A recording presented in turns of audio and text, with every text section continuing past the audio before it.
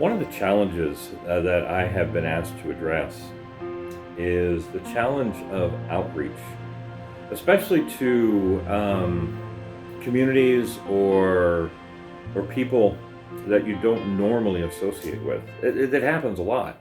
There's a lot of people out there that you probably don't generally associate with that still need to hear the gospel. For instance, let's say that you are in a foreign country. I've lived in a couple of foreign countries. And so you're in that foreign country, you don't know the language. You either have to learn the language to be able to communicate or find somebody who does. And so you have to learn not just the language, but the customs and styles and the things that are basic to good, solid communication.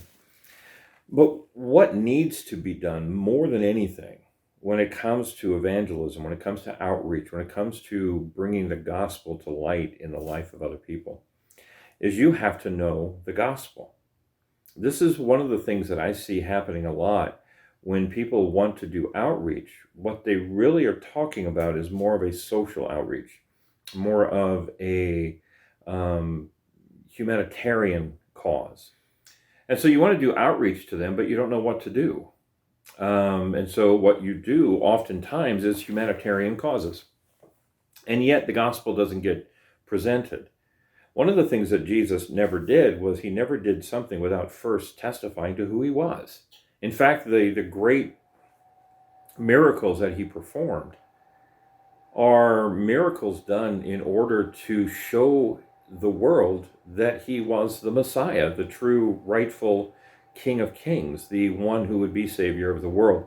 If you think about the woman at the well in the Gospel of John, John chapter 4, that he goes and he meets with her and has this long conversation with her.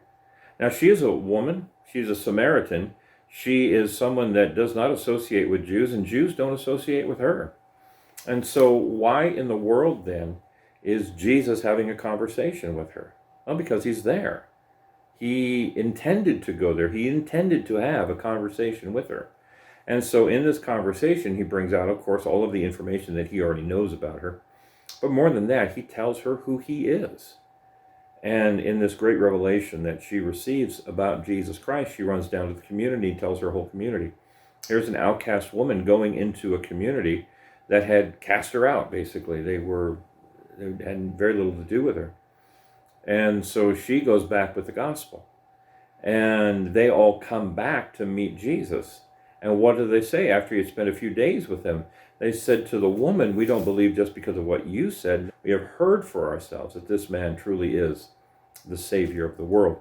And so when it comes to outreach in communities that are places where you don't normally associate, inner city places, places where drugs and alcohol are pernicious, where crime is rampant, where social depression is at its all-time high, places that you normally wouldn't go take yourself to go out for dinner, those kinds of places. What do?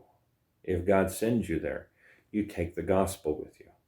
One of the people that is remarkable in the Christmas story is the shepherds. In the Gospel of Luke chapter 2, got my Bible right here. Gospel of Luke chapter 2, they had gone to see Jesus. And they encountered through the testimony of the angels, they went to find who this babe that was born, and they found him.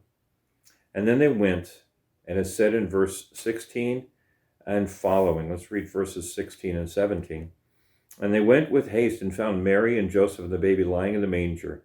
And when they saw it, they made known the saying that had been told them concerning the child. And in verse 18, and all who heard it wondered at what the shepherds told them.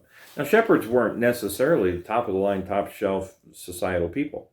Oftentimes, that was the last job you could possibly get. And so these people were oftentimes the low on the strata of society. And yet these are the ones that were the first to testify concerning Jesus Christ born, coming into the world as Savior. And so one of the things that you need to do is you need to separate yourself from the mentality that those people are unreachable. Nobody's unreachable with the gospel.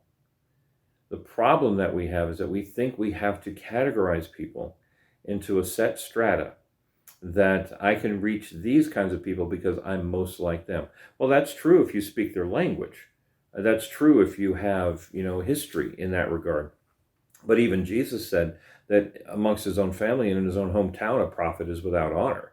So you don't necessarily have a great advantage going to people that you already know, or that people that are of your same classification in society. So if we declassify humanity based upon social strata and start recognizing people based upon the way the Bible describes them, but we're going to lost souls who need to hear the gospel of Christ. If that's your approach, no matter where you go, whether it's in the ivory towers or whether it's in the gutters of humanity, if you go knowing that they need to hear the gospel, and it's the gospel that transforms lives, that's how you enter into those kinds of places. Is it dangerous? It's possible. It's potential. But the gospel didn't tell us to go and find a safe place. Is it hard? Absolutely. But nothing of great importance is easy. Will you need faith? Absolutely. You have to go there in obedience to Christ. Don't presume a calling upon your life. Don't presume that God is sending you into those dens and havens. Know that God has called you and commissioned you to do these things. And when you know that he's called you and commissioned you for this, then you enter into those arenas, because God will go before you.